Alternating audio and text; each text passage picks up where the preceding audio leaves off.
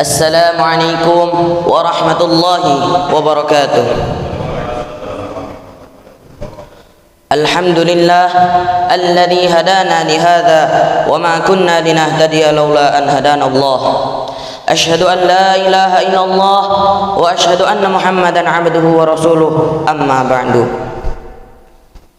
Jamaah Masjid Daratul Abror yang mudah-mudahan dirahmati Allah Subhanahu wa taala, perkenankanlah kami di sini untuk membacakan hadis dari Rasulullah sallallahu alaihi wasallam yang berjudul Hasad atau dengki memakan kebaikan. Rasulullah sallallahu alaihi wasallam bersabda, "Iyyakum wal hasada, fa innal hasada ya'kulul hasanat kama ta'kulun narul hataba aw qala al-ushba." Yang artinya, hati-hatilah kalian dari hasad, karena sesungguhnya hasad itu memakan kebaikan sebagaimana api memakan kayu bakar atau semak belukar. Isi kandungan hadis adalah hasad atau dengki termasuk penyakit yang sangat berbahaya. Penyakit ini bisa merusak, bisa meluluh lantahkan kehidupan kita ini di dunia ataupun di akhirat. Dan celakanya, penyakit ini hampir menjangkiti semua orang. Dia tidak pandang bulu, mulai dari yang muda sampai yang tua, yang laki-laki dan yang perempuan, yang kaya ataupun yang miskin, dan orang terpelajar ataupun orang awam. Rasulullah sallallahu alaihi wasallam mengingatkan kita agar kita selalu waspada dari penyakit ini. Dalam hadisnya beliau bersabda, yang artinya akan menjalar kepadamu suatu penyakit yang menjalar kepada umat sebelummu, yaitu hasad dan kebencian. Kebencian itu mencukur. Aku tidak mengatakan mencukur rambut, akan tetapi mencukur agama. Demi Allah yang nyawaku ada di tangannya, sesungguhnya kalian tidak akan masuk surga sebelum kalian beriman, dan kalian tidak bisa dibilang beriman sebelum kalian saling mencintai. Maukah aku ceritakan kepadamu suatu hal yang menguatkan kecintaan di antara kalian, itu sebarlah salam di antara kalian. Syekhul Islam Ibnu Taimiyah rahimahullah ta'ala berkata, dia adalah penyakit yang menjangkiti banyak orang. Tidak ada yang terbebas darinya kecuali sedikit. Tidak pernah badan manusia ini terlepas dari hasad ataupun dengki. Orang yang tercela maka dia akan menunjukkannya. Adapun orang yang beriman atau orang yang mulia maka dia akan menyembunyikannya. Imam Al-Ghazali rahimahullahu ta'ala berkata, ketahuilah, tidaklah hasad itu kecuali kepada perkara nikmat. Apabila Allah memberikan nikmat kepada saudaramu, maka kamu akan merasakan salah satu hal dari dua hal ini. Hal yang pertama, engkau membencinya, engkau menginginkan agar nikmat itu pergi dari saudaramu. Maka inilah yang disebut dengan hasad atau dengki. Dan hal yang kedua, engkau tidak menginginkan hilangnya nikmat. Engkau pun tidak membenci keberadaan nikmat ini kepada saudaramu.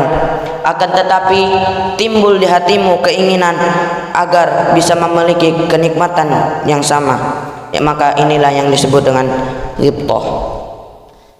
Ayat-ayat Al-Quran yang berkaitan dengan hadis tersebut adalah Allah Subhanahu wa ta'ala berfirman dalam surat Al-Baqarah yang artinya, sebagian besar ahli kitab menginginkan agar mereka dapat membelakangkan kamu kepada kekafiran karena dengki yang timbul dari diri mereka sendiri setelah nyata bagi mereka kebenaran. Quran surat Al-Baqarah ayat 9. Allah Subhanahu wa ta'ala pun berfirman dalam surat An-Nisa yang artinya, ataukah mereka dengki kepada manusia Muhammad lantaran karunia yang Allah berikan, yang Allah telah berikan kepadanya. Quran surat An-Nisa ayat 54. Hadirin salat Jumat rahimahullah yang mudah-mudahan dirahmati Allah Subhanahu wa taala. Semoga Allah menyelamatkan kita dari penyakit perusak yang bernama hasad atau dengki ini, sehingga terjagalah dunia dan akhirat kita dari kerusakan dan kebinasaan. Amin ya rabbal alamin.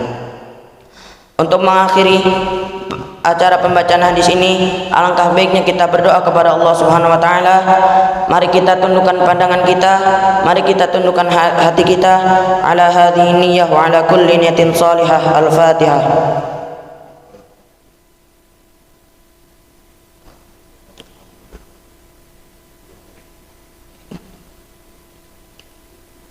Bismillahirrahmanirrahim. Alhamdulillahi rabbil alamin.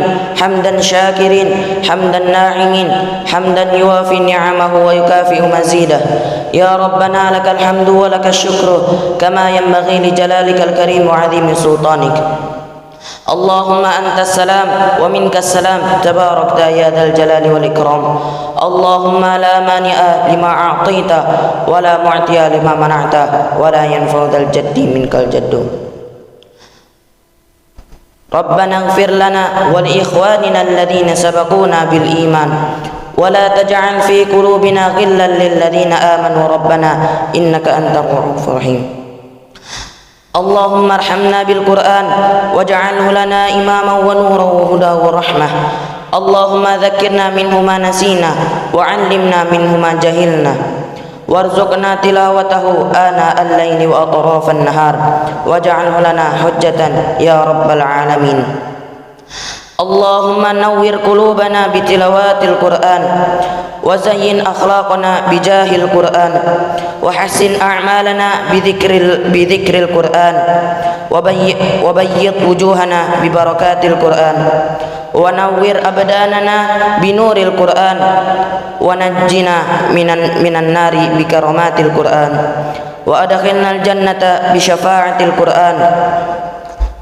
Ya Allah yang maha besar lagi maha kuasa, kami memohon kepada Engkau ya Allah untuk para musyrif, orang tua asuh, donatur, pembina dan pemimpin pengurus yayasan, pengurus pompes dan umat muslim dan muslimat, agar diampuni dosa-dosanya, dosa besar ataupun dosa kecil, yang disengaja ataupun yang tidak disengaja, agar diberi hidayah, agar dapat melaksanakan semua perintah-Mu dan meninggalkan semua larangan-Mu, diberi kesehatan agar bisa istiqomah dalam melaksanakan ibadah baik yang wajib maupun yang sunnah, diberi rezeki yang luas dan berkah agar mau berbagi kepada anak yatim dan duafa serta perjuangan Islam, diberi kemampuan agar bisa bersyukur, agar bisa bersabar jika menerima musibah dan pandai mensyukuri kenikmatan, dan diberi keturunan yang qurrata a'yun, keturunan yang salih dan salihah. Rabbana atina fid dunya hasanah wa fil akhirati hasanah wa qina adzaban nar. Subhana rabbika rabbil izzati amma yasifun wa salamun alal mursalin walhamdulillahi rabbil alamin.